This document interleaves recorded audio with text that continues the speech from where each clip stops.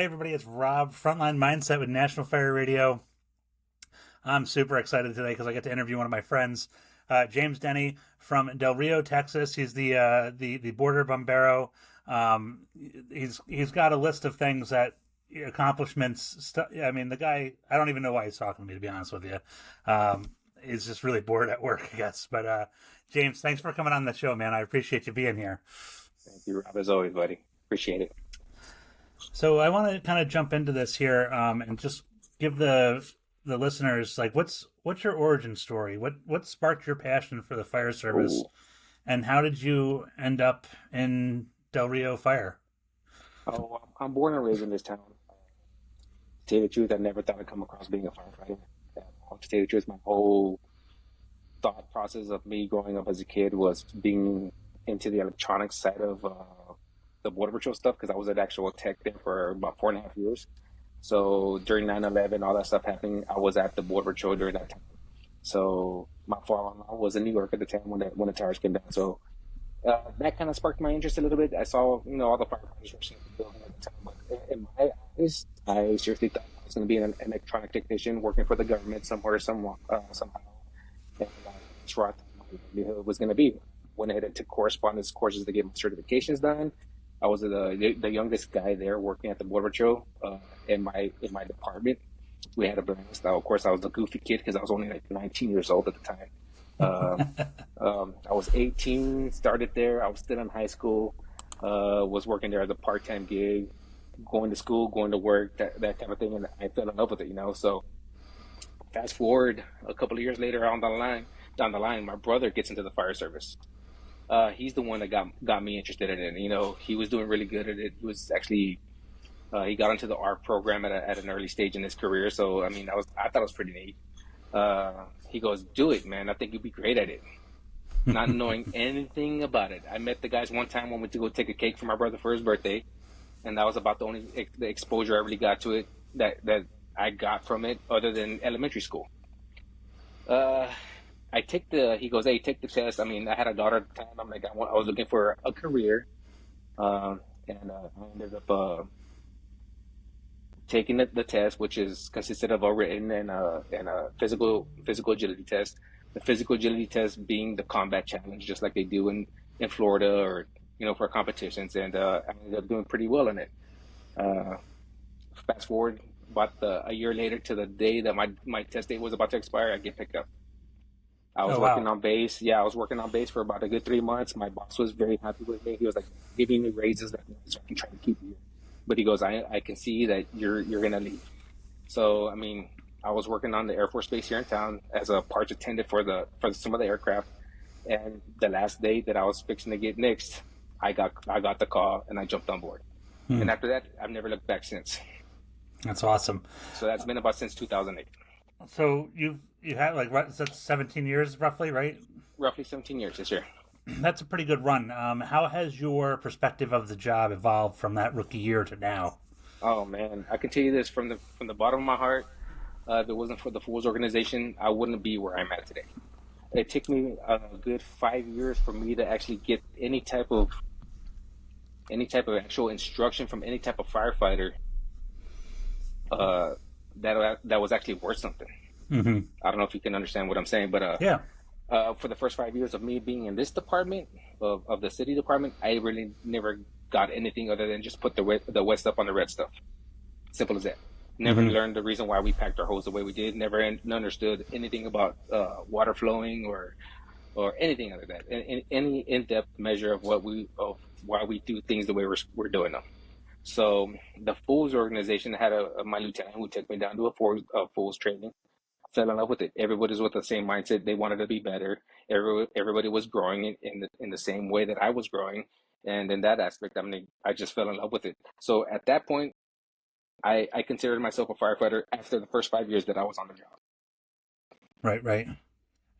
So yeah, I mean, I wish I had gotten involved with the Fools before I did. I mean, I went through my almost, the majority of my career before I even realized what they were at face value.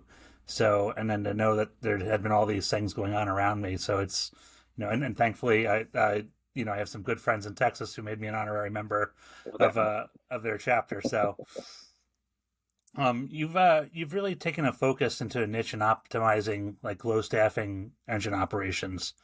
What are some of the biggest mindset shifts departments need to make when, like, if they're running a lean crew? For my for me, telling my probies, uh, what I like to explain to them is like, well, we can do what we have, and we can do it very well, just like the big cities can. So that mindset starts from there. Said the mindset of you thinking that we are unable to do or fulfill a set task because we're low staff manpower is needs to be kicked out the door immediately. Uh, I see it as we just have to work a little harder to accomplish certain things that we need to get done. We're working off a three-man engine company versus a four that we used to do a couple of years ago, but just because of attrition.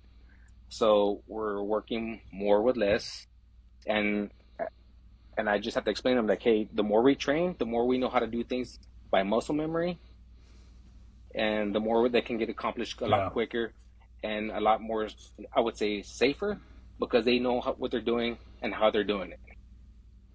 yeah, it comes naturally at that point, right? I mean, and that's Correct. Correct. what's like your approach. Like, walk us through it when it comes to hose deployment and advancement with minimal staffing. Like, do you have a go-to method for a hose load that you see, or what builds success for you? I personally would love to see everybody either do a flat load or go with Minuteman. But unfortunately, in my department, I can't go any way other than a triple load. Now, Mm-hmm. to tell you this, it works. It works for us great. When people say they hate it, I understand that they hate to load it because they don't understand how to load it correctly. Right. So when you're able to load it correctly and make it look nice and pull pretty like you're supposed to, like any other hose load, it works just as well.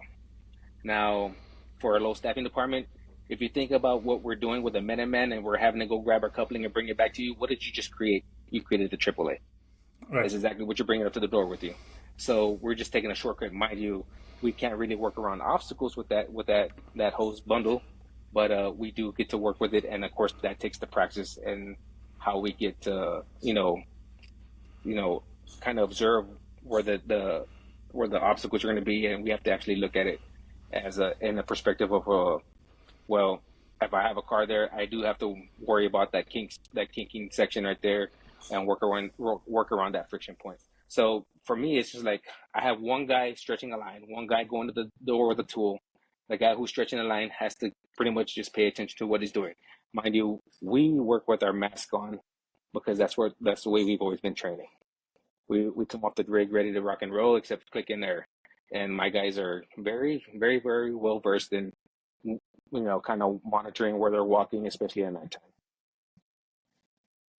There's a lot of people in the fire service who would have comments to say about having the mask on, the face Yep. piece on, and even myself at one point I'd be like, "You're crazy," but then I see like you're not the like this. This is a thing that is very commonplace in Texas.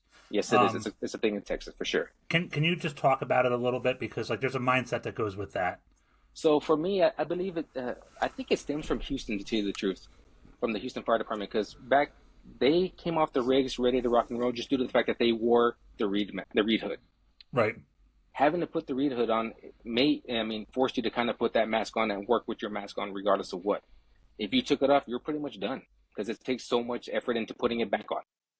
So my guys, I think they understand like time is of the essence, Mm-hmm. and they'd rather be buttoned and secured in the truck, come off the truck ready to rock and roll, and click in the air, versus be on the at the doorstep wondering if they have any type of skin exposure and their buddy's not able to look out for them because he's not there. He's doing another task.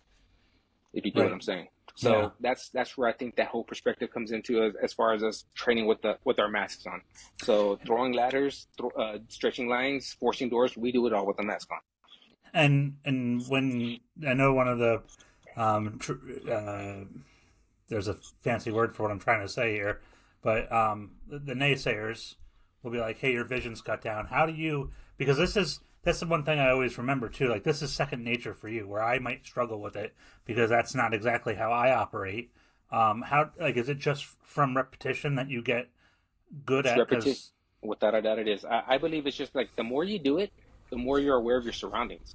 You understand like where your field of vision is cut off and where it's limited to, so you will have to kind of turn your head around a bit more than you would if you didn't have it on it, because your peripheral vision, of course, is going to be cut off slightly.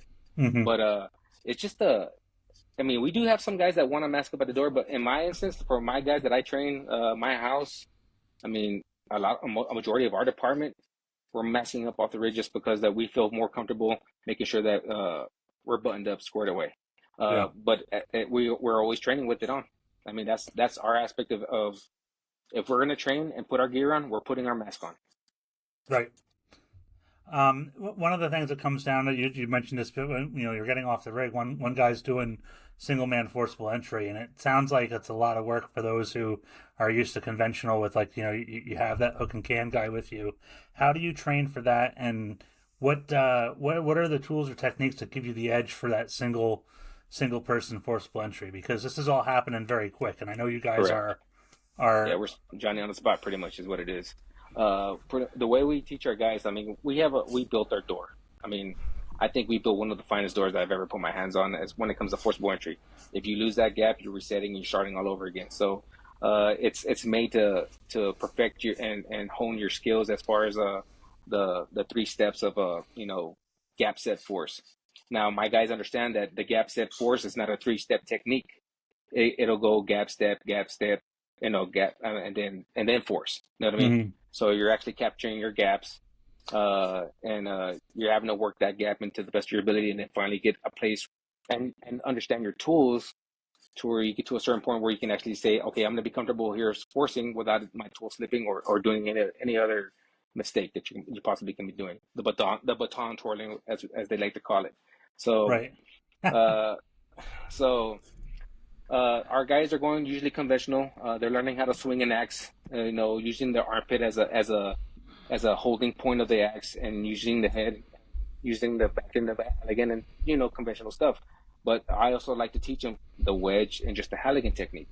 For a lot of our areas in town, like the hardest doors we're going to come across, of course, are the commercial doors are all metal frame, metal door, a little bit harder door to kind of get through because it has a metal framing around it that keeps it from spreading and stretching. Uh, of course, these guys understand now that conventional home is pretty much a donkey kick to the back. I mean, you're getting in there really quick. Or if you just do a simple pry with the adz end of a Halligan, you're in like nothing. So they understand like it's all sets and reps for them.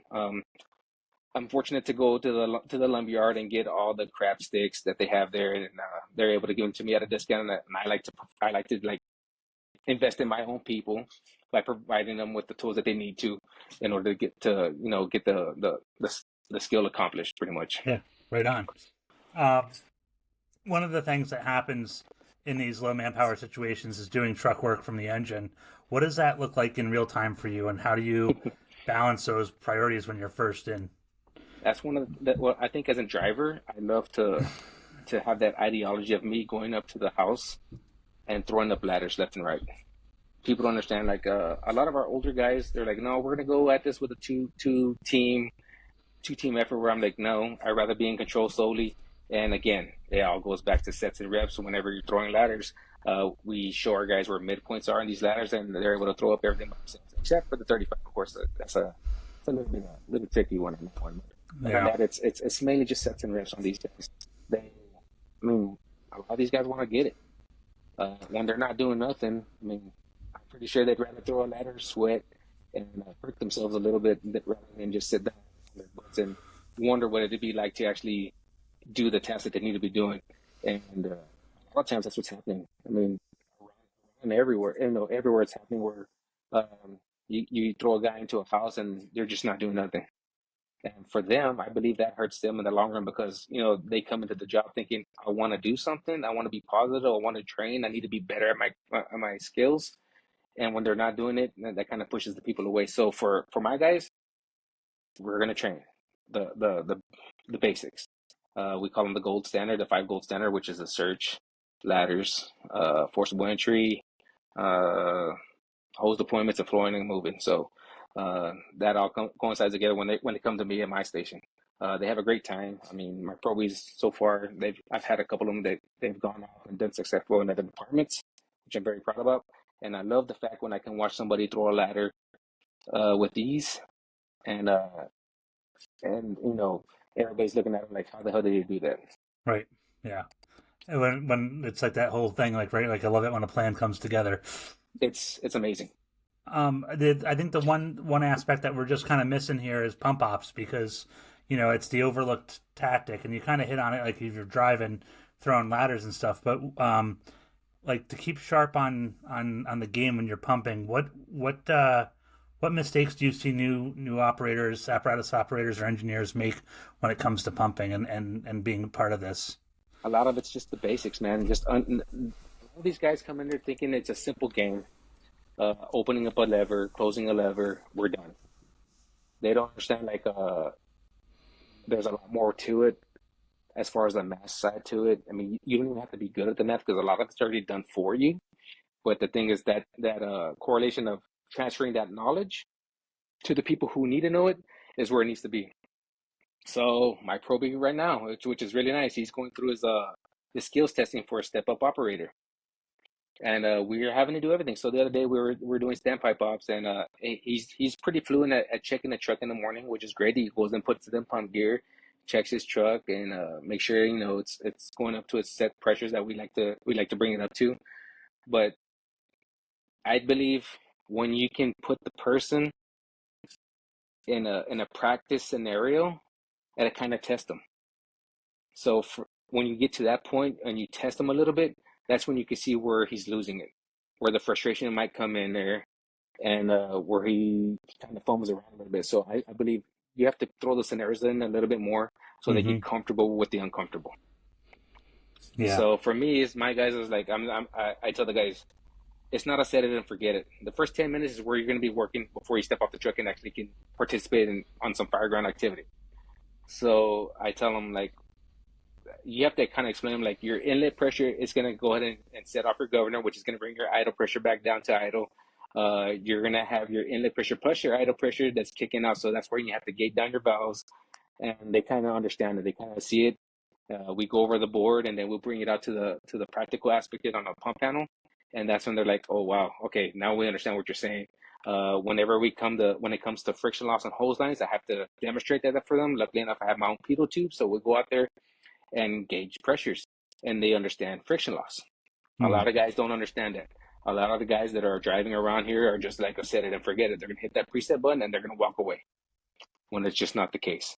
And when somebody's fighting the line and they're wondering why, when they're saying, I just hit the preset, they don't understand like their incoming pressure is at 120 and your idle pressure is at 50. You're giving them 170 psi on the line, and that's the reason why they're hurting. Right. Yeah. So a lot of times, I mean, it just comes down to basics, and for somebody to explain to them the correct theory and how it goes. Right. And I like that idea because this is a very holistic approach to me. I don't It want to is. sound like It I'm is. a engine yoga master here, but like it really brings in all these areas that because, like the majority of the country does not have that 6-man engine, that, Correct. 6-man truck coming behind them. So it's good Yep. to know that. When it comes to the training side and the instruction, you're certified as an instructor too. How do you keep students engaged, especially when you're getting like into technical skills or things that are high stress environments? Like, what's some of your back pocket skills to kind of? Uh, my biggest one is to fail in front of them. I love to fail in front of them, show them what does go wrong, and from that, I like to build upon that. So I'm not the person Okay. to tear anybody down. We're gonna start from the ground up, and I'm a goofball, you know me. I'm a big time goofball. I like to shoot the stick with these guys, and I'm like, I'm gonna make them laugh. I want them to have a good time. I don't want them to be intimidated by what's going on or what scenario is being played out. But the thing is, we're gonna go at a slow process because a lot of these guys learn differently. Of course, I'm more of a hands-on individual versus a lot of other guys that are, they can read the book and be like, oh, I already know what you're talking about. Hmm. Versus me, I like to put my hands on things that understand it and see it go. So I start out from the very bottom up. Um, Try not to go into the big numbers yet because if they're barely learning, they don't need to know a lot of stuff. So we just learn plain Jane stuff. Work from the truck, setting in the pump, learning how to flow one line, learning how to flow multiple lines, learning how to, just make them comfortable with what's going on at the current moment. Uh, I think I think that's probably the best way to do it, especially if you show them that failure is okay on the training ground, but not on the real world aspect. Right. Like I think that's where they engage a little bit more, and they're like, okay, I'm gonna fail here. I better to fail here first before I actually do anything in real life, because real life it's a life or death scenario. You know what I mean? So, Yeah, uh, I know recently I've had some firefighters who are in a Firefighter One series, and like I'm I'm struggling with this idea of like, are we teaching them like how the approach goes out, because I want them to make mistakes and I want them to fail, but I don't want the instructors coming down on them like they've, essentially screwed up so badly that people are going to die, because that's exactly where, and they're learning. So like they're supposed to be making mistakes, right? So I think it's a good, yeah, I like that idea of having that, failing in front of people, because it's, I think that's where we get the good training environment, is when we do make yeah. mistakes. For me, it's just even at any type of training, I want to be the guy that does the goof up, so they learn from my mistake, and they go at it with confidence. Yeah. So I mean, it's in any aspect, whether you're messing with the truck, you're stretching a line or throwing a ladder. Let me mess up first, and let me show you that how to recover from something. And it's just like something I like to explain to everybody. Like, dude, just admit to faults, admit to your mistakes, and we'll move on like it's nothing. Hmm. I think it's a growing pain if you think about it. I mean, people have to learn one way or another, and you can't be perfect all the way around. Right. Yeah. When you're teaching, how do you balance realism with safety? And safety, I'm going to put in air quotes, because it's, like what we do isn't really safe, by nature. But like when you're showing techniques like single man entries, or trying to like be aggressive with interior work, whether it's stretching and flowing a hand line, and you're utilizing those small crews, like how do you find the balance for that? Man, that's a pretty good one. I kind of leave it up to the individual and stuff. Like, I tell them if you're feeling, let's say we're doing a stretching and flowing, like we're flowing and moving. Now tell the guy pretty much just like I think Kyle Romagus is tell his guys and all these other high name individuals. They're like, hey, dude, if you're hot and you're uncomfortable, you ain't gonna hurt my feelings if you spray water. I mean, I'm looking out for your best being. So flow water Yeah. until they're content to a point where they're like, okay, I'm okay. I don't see no fire. I'm cooled down enough. I can make the push even deeper. So that's one of those aspects I like to tell my guys when it comes to forcing an entry. Again, when we practice with our mask on, I mean, they kind of know they're pretty much safe. So if fire blows over the head, they're ready to go. Yeah. They're rocking and rolling. So the only thing they'd have to do is watch out for their airway, just in case they're not clicking. But a lot of times they're ready to rock and roll. So that part they kind of understand. Like, hey, the only thing I really need to do is search behind the door. If I can look underneath the smoke and see where it's trailing off to, I'm gonna do that. So they're kind of well versed in it. But they understand, like, once we go to the door, it's go time, and like if you're not ready, you might get burned. Right. Ladders, same thing. They understand, like, hey, if it's too heavy for it, it's okay to drop it. It's okay to drop it, but the thing is, go ahead and recover and pick up that ladder and set it up and get ready to go. We don't do a lot of ladder work, but the thing is, I like to prep my guys and tell them throw ladders anyways when we go to these things, so we can at least get the structure ready if we do need to go above. Right. One of the things that I wanted to kind of ask about, and just from a mindset perspective, Del Rio is on the U.S. Mexican border. It's Yes, been, and I think it would be a fair way to say it's been a hotbed of activity, it for the is. last couple of years. What, like, and politics aside, uh, I know when we have talked in the past 4 years, you have seen probably more activity than you had previously. Correct. Or how did your mindset shift in dealing with that, change in everything? I mean, call volume, the people coming across the border, people coming to help with that, because you had agencies from, like, I mean, can you kind of touch on that, because I feel like it's one of those things that we hear about it in the news, we sensationalize it, but like even for the fire service, how did James Denney handle that, and how did your mindset shift with the border crisis? So during that whole time period, it was during COVID as well. It was mind blowing. So we had an influx of about 20,000 migrants show up at our doorstep within a week. So if you can imagine a four station department, minimum, we're running about 3 to 4 thousand calls somewhere in that area, and we're doubling up increasing our population by half within in a week. So that kind of threw everything out of whack. Of course, we were totally unprepared, but the job was done. I mean, call volume went up, delivering babies went up. Uh, it was pretty crazy, but uh, it got taken care of without skipping a beat. I mean, it was pretty remarkable from everybody. Everybody was kind of nervous, of course. COVID was rampant. I mean, that's when we were in the heart of it, pretty much. Uh, we were having to deal with these suspicious uh, like diseases that were coming across that we had no idea about, because a lot of these guys are coming with no vaccines, no inoculations from to protect them from anything else. So when you're confronted with cases of possible Ebola, I mean, we're freaking out. Right. But we still had a job to do, and we did it to the best of our ability. Of course, protecting ourselves as best as we could. Uh, you know, delivering babies with COVID. I mean, it was crazy, but we did a damn good job. I believe we did really well, and I think everybody just came into the mindset like, "Hey, we're more runs, whatever, man. We're gonna do the job." And And and I, and I just want to like point out a logistic thing right here. You increased your population by half with no support. It wasn't like you had housing stock for this no, no, 20,000 people that showed up. It no. was It was mind blowing. They were creating bamboo huts underneath the international bridge, which is kind of hard to imagine. They had their own community down there.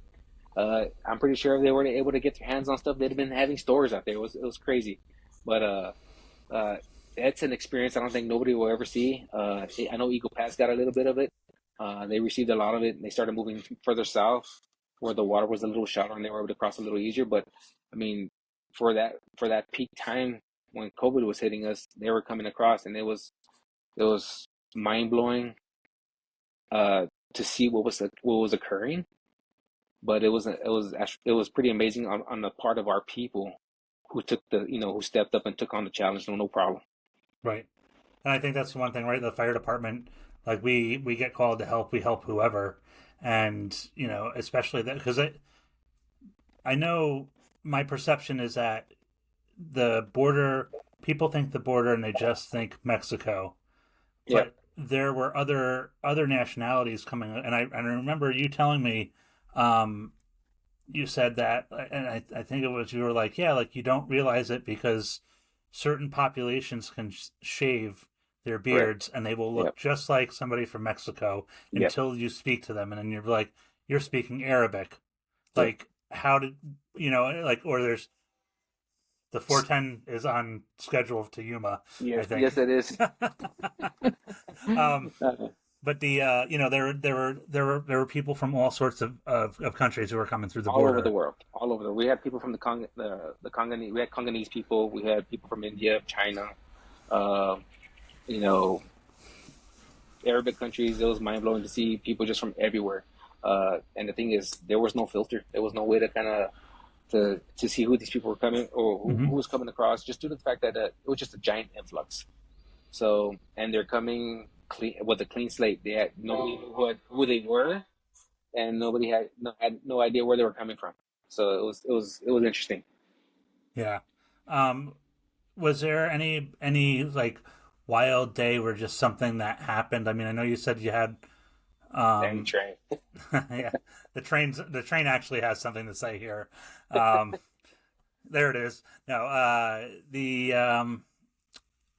was there something wild that happened that even just like you were like I couldn't believe this XYZ happened with the with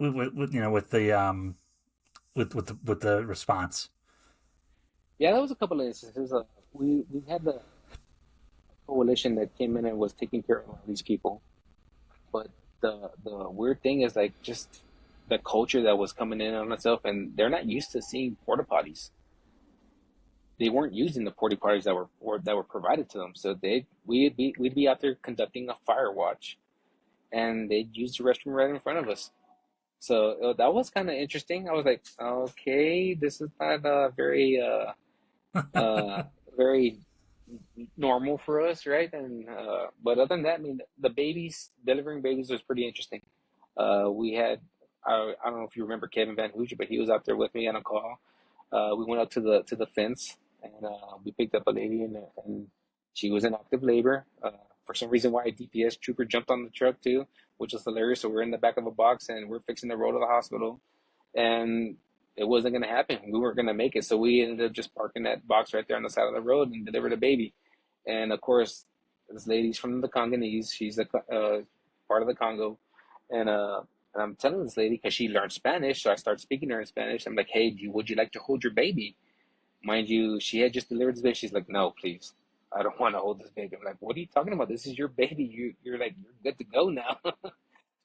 Yeah. Anyways, she goes, I have COVID. I'm like, oh gosh. So anyways, sure enough, I go and start looking at this baby. I'm like, oh, okay.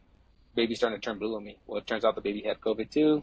We're having to do rescue breathing on the baby, making sure the baby's nice and perfused. And we get to the hospital, into the NICU, and actually, baby did good. But if it wasn't for our efforts and noticing what was going on and able to speak and translate to this lady what was going on, who knows what would happen to that lady. Yeah. But I mean, we're never going to see her again. We don't know who she is. We kind of named the baby Kevin James just for shits and giggles, but that was pretty Right. funny. Yeah, man. It's a like I remember when we came down for there was a Fools event in, was it San Antonio or New Yeah, it was the Braunfels? Alamo. It was in the Broncos. Yeah. You guys were Yep. joining the Alamo area Fools. They had like a Mario Lopez school, I believe. Yeah, and I remember we asked if that was the first time that because like we had seen things and you guys were able to kind of really tell us, what it Yeah, was that we were facing. yeah, So I thank you for sharing that because, like I said, it's just one of the things that happened with COVID is like we had to go through it, but these are like some of the events that we kind of, I don't want to say it like now we won't ever forget like yeah, this without a doubt. experience, right? Yeah. Yeah, it's kind of Um, interesting that nobody ever is going to experience something like the way we did it. In such a small community like we are, we were over inundated. Even with money aspect, like we never got anything in return, but it was just mind blowing to be part of that situation and take care of it with grace is what it was. So it yeah, was pretty interesting. yeah. Um, as far as the Fools go, you mentioned this before about being 5 years on and going to a Fools event. Lieutenant took you down. You're currently the president of the Rio Grande Fools, and you're a member of the Alamo area Fools. Correct. Um, what does the Fools Brotherhood mean to you, and what kind of impact are you trying to make with the chapter? So locally here, it's we're kind of at a standstill because of a lot of our e-board that kind of split off. So I'm trying to rebuild that up again. But as far as the Alamo Fools, I mean, the Fools in itself mean the world to me. The amount of brotherhood that was shown to me, they've taken care of me through some mental aspects, which was kind of crazy. Rob Mitchell was a big part of that. His vice president at the time was, I believe, Mario Troncoso, which is also another great mentor of mine. They don't understand like a lot of where I'm at is because of these people. Uh, just the small trainings they would hold meant the world to me because I wasn't getting it in my department. So for me to go over there and hang out with the like-minded individuals that just wanted to grow and learn and be better at the job is where it was for me. It's something that I'm trying to build here. I'm still trying to like get the right people involved so that we can all move forward with the same mindset. That's a big part of it. I mean, you have to have people that are willing to go and above and beyond and do good at the and want to be good at the job is what it is. So uh, that that in itself, like Rob, Mario, who else was a big part of it. They were like the biggest thing for me. Um, talk to me, and it's just me, little me and Del Rio while they're in a big city, and Right. so for me, I was like, man, they actually do care about the brotherhood, and they shared it very well, and they did it very well. They still do. For younger firefighters listening, why should they get involved with their local Fools chapters? If you're not getting what you want out of your department, if you're thinking about leaving, I believe if you attend fools meetings, you understand like there's problems everywhere. Every department has their little problems, their little nooks and their quirks. Hmm. And to go to a place where they're all sharing the same ideology and they're all there for the same mindset of to get better, that makes you the bigger person now because you're growing to bring it back to your department and share that and build that fire within your department. So that's what is done, and I think for the young guys, that's what they need to understand is like, hey, if you're not getting it, it's like that everywhere. I mean, I hate to say it, everywhere they have their little problems here. Yeah. It's not enough training here. We just don't have the money here. Well, you know what? You really don't need money. Just join a fools organization. Go hang out with a couple of guys that have the same mindset and go to a meeting or two. You'll feel great about it. You'll come back rejuvenated, revived. You don't have to initially put all your eggs in one basket and say, hey, we need to do this. But the thing is, you can slowly build it up to where people want to engage and want to know a little bit more why you're so hyped up about something. Yeah. Yeah. I think it's one of the things where, like when there's other fraternal organizations that are out there, and one of them said, like, when I didn't find what I found in a job, I found it here. Yes. And yeah, it's very much, and I've welcomed the fact that the Fools, for the longest time I wasn't a member because I didn't have a local chapter. Um, little did I know I would be a member in Del Rio. But like like it was the acceptance, like New England, Rusty Ricker, like them guys up there being great, and just if I was at something, taking me in with open arms was always fantastic. I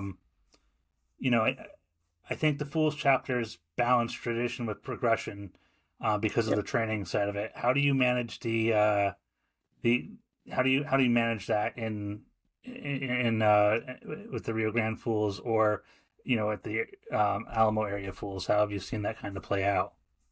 Well, the traditions are a big part of it, of course. I mean, it just falls along the lineage of what the fire department is, protecting the brotherhood. If you just look at the what do they call those little three-letter words? I'm brain farting here, Rob. What is it called? Those little where it says, for the men, protect the brotherhood. Oh, right, right, Uh, right, right. Yeah, all yeah, that yeah. saying, all that saying, it speaks volumes. You know what I mean? So they really mean it. So I try to instill it a lot too. I try not to hate on people, man. You can't do that. You know what I mean? You try to got to see the good in people and understand why they don't want to be a part of something particular. You know what I mean? So the tradition side of it, like you just follow along like the lineage of what's always been taking place. It's a culture thing as well. So everything is, if you read upon the history of what a certain organization has done or does, just keep on going with it. But the thing is, don't falter, don't give it up and say, no, well, we don't have to do that anymore.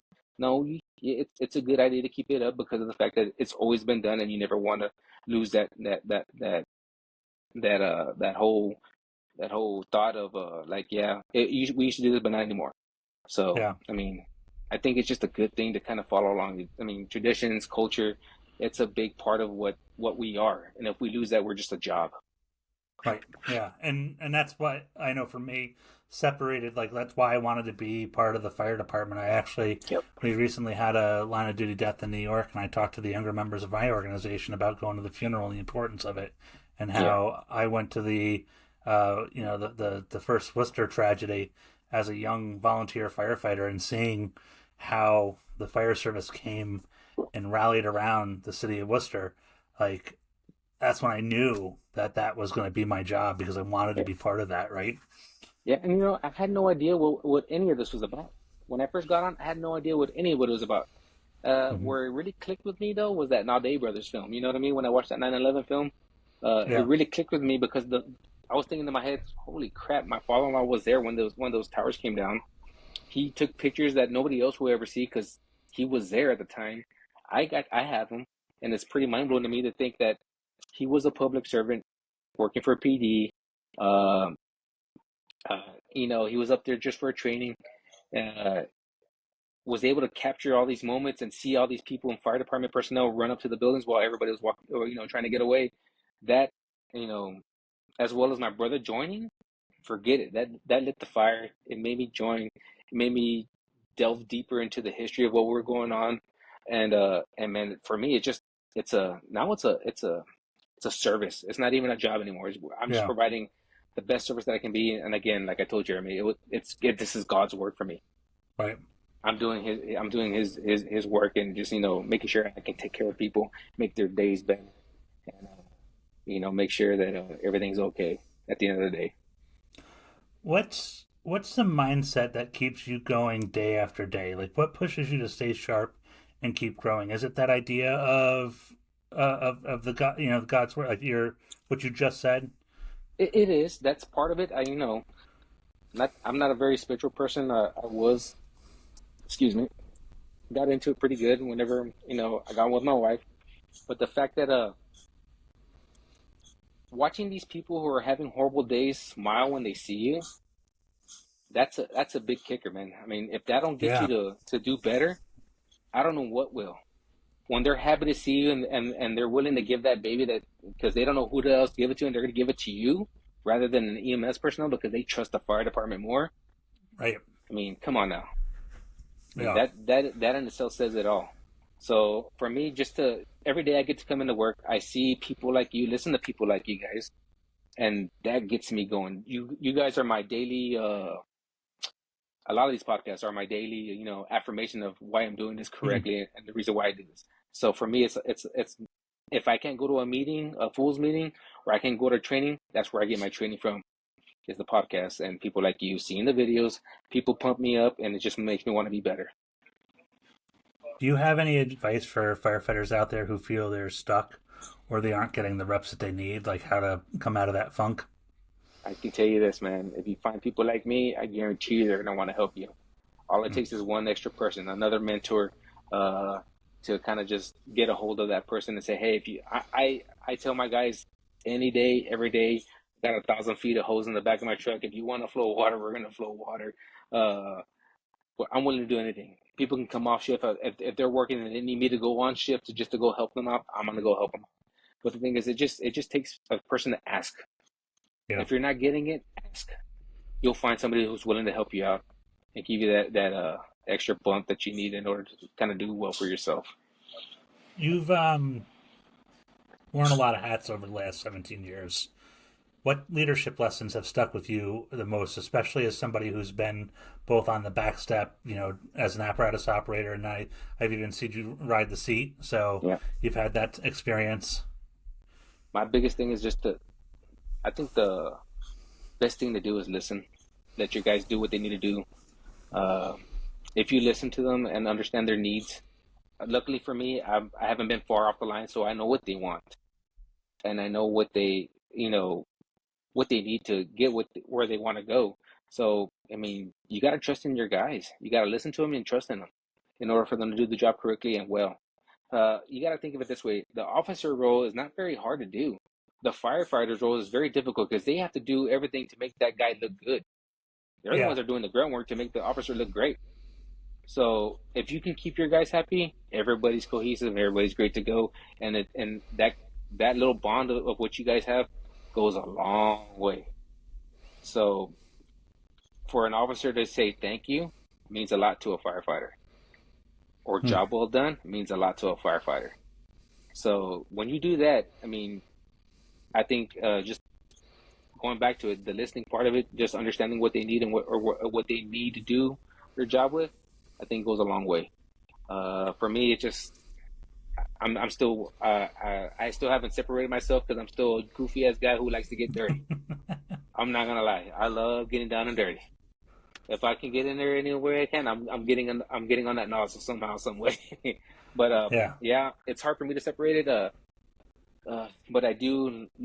I mean, I think you just have to gain their trust and respect, and it has to work vice versa for everybody to be on the same page and be a good group. Yeah. Um, wrapping up because we've been going for about 45 minutes here. But like, what's James Denney, the time's tight, but you want to run a drill with your crew. What's your favorite drill to do with your guys? Hose deployment, and flowing some water. With maybe if I have a little bit extra time and we have enough personnel, one person's going to the door, one person's stretching the line. You know what I mean? That's a If quick drill for me. We can just run up to any door and run it really quick. um, do you have a go-to forcible entry tool that if you could only bring one to the door that you would choose? My Hannigan, my personal Hannigan. Yeah. Um, is there a lesson that the job has taught you the hard way? Uh, I would say yes. I the lesson that I learned is just to admit my mistakes. Any type of mistake that you do, admit to it, move on. If you don't admit to it and you try to lie and cover it up, it will haunt you for the long haul. Yeah. So if you don't do that in anything you do, just admit to your mistakes and move on. Who do you find inspiration in today's fire service? Let's see. I got a lot of local guys. I mean, people Yeah. like so even people such as yourself, man. You blow my mind. I'm still waiting for that pipe picture, by the way. Uh, Yeah. because I'm telling you, you're gonna start a trend there. But I got a lot of local guys. I mean, they're not big names, but the things a lot of these guys have shown me backstep knowledge, and they're still on the backstep. There's nobody that's up ahead as an officer or engineer. Mind you, I did learn a lot from a lot of those guys, but for me, it's a lot of these local guys like Manuel Barajas. I mean, he's a good cat. We got to train a couple times, and the first day we trained, we were like on the same mindset. It was mind blowing. We were like two brothers. Uh, we haven't done it much lately, but it's been a great time. Eric Johnson, goddamn, that's a he's wicked smart. People need to see what he's doing. It's pretty amazing. We got people like man, even yourself. I just like watching yourself all over your Instagram because you do great things. But Thank a you. lot of the guys that are local in my area, man, they mean the world. They mean the world to me. They don't hear it much, but when I do get to tell them, I'm gonna share it with them. Yeah. If you had a message that you could give every firefighter stepping into this career, what would it be? Get through the beginning part because the rest is good. The That's rest is awesome. gonna be golden and good. As long as you want it to be good, it'll be good. If you want it to be great, it's gonna be great. But if you come in there with a bad attitude, it's gonna be a bad day for you. Amen to that, brother. Yep. Um, James, where can people find you if they want to reach out? You can find me on Facebook on James Denney. Uh, Last name is spelled Denney. You can find me on Instagram. I believe it's James Denney / Border Bombero. Also Rio Grande Fools, James Denney. So, and even TikTok. I don't even know what my TikTok is, but I think it's Border Bombero 830. We'll So, have to fact check that one to get it out there. yeah, But yeah, yeah, for sure. But I appreciate it, man. I appreciate it. no, Anybody, listen, anybody can hit me up. I mean, I'm an open book, man. I might not have all the answers, but I'm willing to help out and find some for you. that's awesome, brother. I hang out for a minute after we're out here, but I can't appreciate you doing this with me. Like I said, it's a long time coming, and I'm happy that you were able to jump on Frontline Mindset and talk about some of this stuff today, Thank you man. very much. It truly was an honor. So, Always here for you guys. everybody, this is Rob from Frontline Mindset. We got James Denney of Del Rio, Texas. This guy is amazing. Check him out. Get a hold of him if you have any questions, because he's he will help you out. He's a stand-up guy. So we will catch you guys in the next one. This is Rob. We'll see you later.